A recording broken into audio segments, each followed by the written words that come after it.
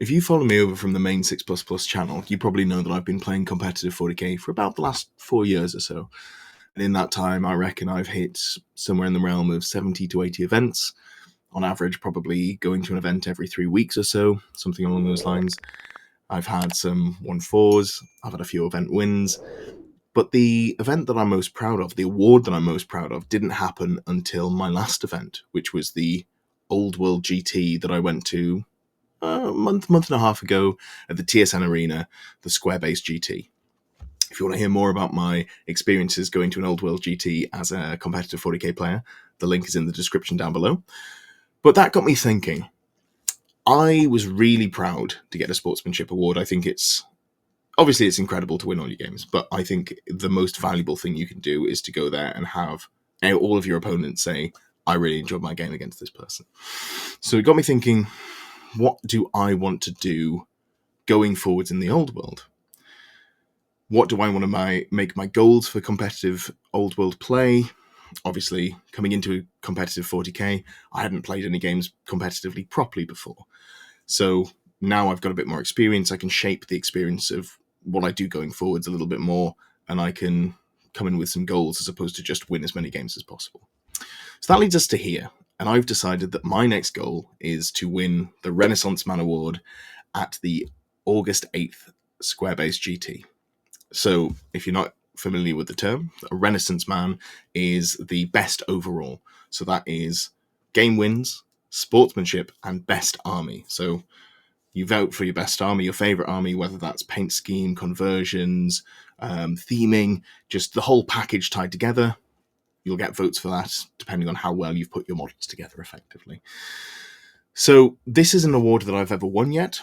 Part of the reason I want to go for it. I have won a 3rd place overall, which was really nice, at a Throne of Skulls back in 8th edition. That was great. I really enjoyed that.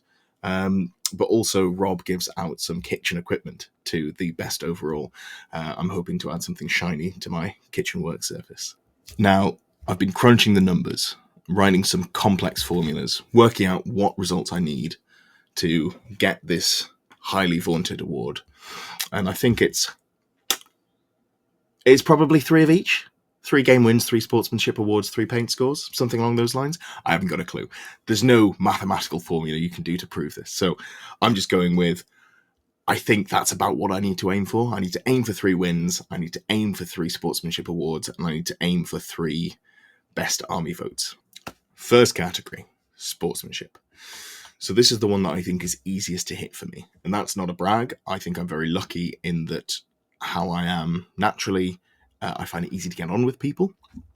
I'm aware that this is, it's not so much a skill as just, being lucky with how I was raised. But it's good. I like going to events, having a good time with people. For me, while I'm going to events and aiming to improve as a person, the winning the games is not the most important part. I'd like to win games, but the most important thing to do is come out of an event feeling like I've improved as a player and I've had a great time with all of my opponents. That's sort of the goal going into an event, which sounds really sappy.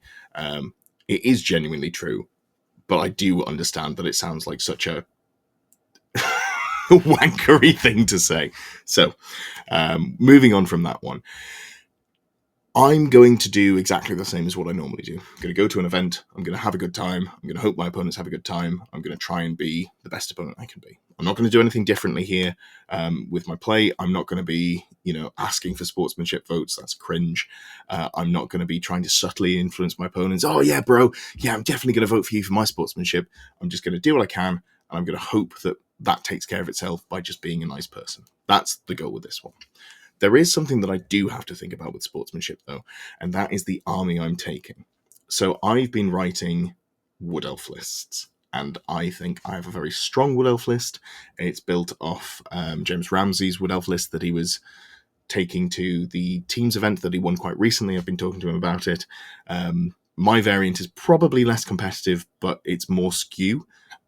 Something about me, I love skew lists. That's very much how my brain works when I'm writing lists, and it's basically putting 6 pillars of flame on the board, leaving everything out of dispel range and just going, can you deal with this? Run towards me. I'm going to hit you with loads of pillars of flame. You're going to struggle to dispel any of them.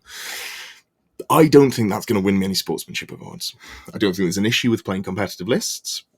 It's something that I definitely want to put on the table, as long as the understanding is between the two players that we are going to be playing a cutthroat competitive game. But I don't think it's going to win me any sportsmanship awards, and maybe it's something I walk towards in the future as I try and get more and more competitive.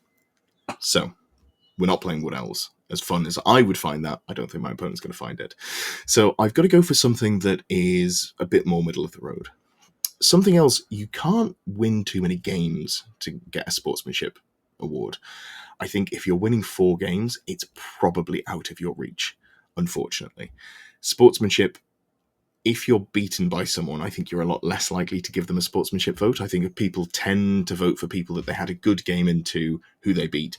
Like, if you're a really good loser, I think that's the way to get the most sportsmanship votes. If you have a great time with an opponent and they lose, but they don't, complain, they take everything that goes wrong really well, I think that's the most common way for people to give out sportsmanship votes. I'm not aiming for that, but I also don't want to write a list that is, designed to absolutely crush your opponent and win too much. It's also not where I am competitively at the moment. I haven't played as many games.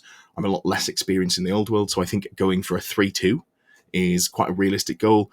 It's sort of where I'm at as a player, and I think that's what I'm going to go for in terms of, writing a list to aim for that sportsmanship, go for 3 votes. So number 2, speaking of game wins, can't be too good. We've just talked about it. Armies that are too good tend to be uninteractive. Now, uninteractivity is great because, that's how you consistently win games. If you can stop your opponent from doing things, you're going to win more games. But it's not as fun a game experience for your opponent. And there's a time and a place for that, for, cutthroat competitive events, but it's not what we're going for here. I also still need to win some games. So, like I said, I think 3 games is about what I'm aiming for. I think there is a world where you could get the overall by winning all 5 of your games, maybe getting a sportsmanship just by being really nice throughout, and one of the 5 opponent goes, yeah, I had a good time, and then, doing really well on the best army vote. But I think, A, that's out of where I am as a player at the moment, out of my player skill, and also B, I don't think it's what I want to go for if I'm aiming for this award. So I'm not going to throw games to get closer to a 3-2. If I'm threatening a 4-1, I'm going to take the 4-1. That'd be awesome. I'd love to do that. But I'm going to write lists that get me towards that 3-2 or as close as possible. And that's what we're going for. Number 3, best army. Now, this is the one of the 3 that I'm going to find the most difficult, unfortunately. So I have played quite a lot of games over the last 4 years, and what that translates to is I paint a lot of armies very quickly. Now, paint-wise, I think my skill level is I can do a battle-ready tabletop army that looks quite nice on the tabletop quite quickly. I think that's, genuinely I can paint fast and well to a tabletop standard, and that's, where I'd say I am. I can paint things more nicely, and I haven't for the last 5 years, so I'm super rusty on that. So I think I can't rely on paint getting me best army votes. So if I can't rely on paint, I've got to go into something that I think is something that I'm quite good at, which is conversion.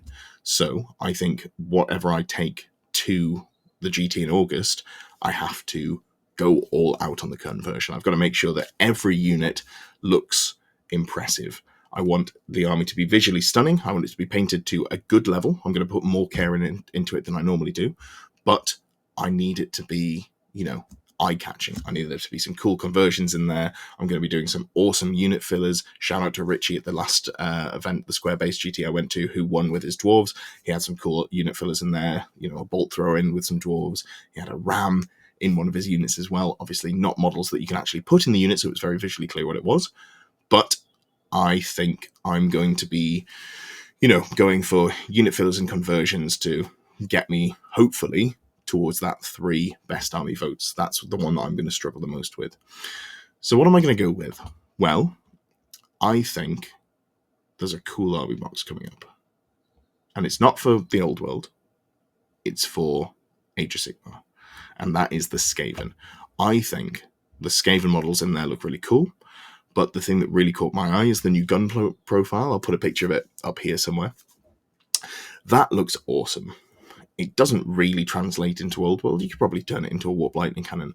But what if you took the platform that is being pushed and you put, something on top for a model to stand on, and you had a chieftain on top there, just as a unit filler in a unit of clan rats.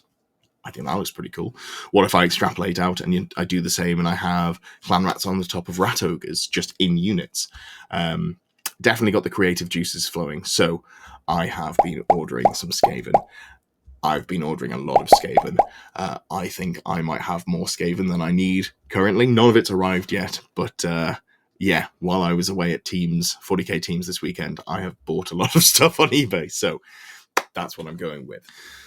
So that is the intent, part 1 of becoming the Renaissance Man.